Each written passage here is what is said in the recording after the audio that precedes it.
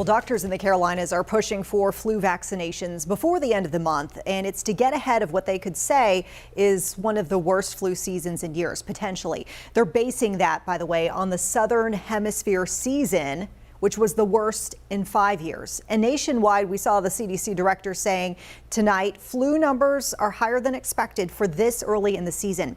Here in the Carolinas, we are starting to see activity picking up, particularly in South Carolina, which is already in moderate activity. As you can see here, North Carolina just a little bit below that. It's remaining in low to moderate activity.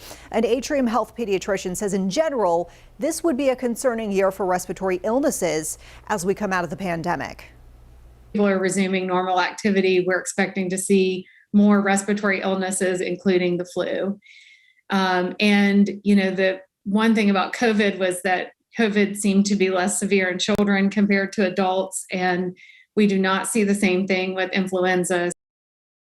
Now, as we showed you, flu's starting to pick up, but the latest COVID outlook for the Carolinas actually looks pretty quiet. All of South Carolina, as you could see here, in the green zone, most of North Carolina as well, so that's signifying low impacts.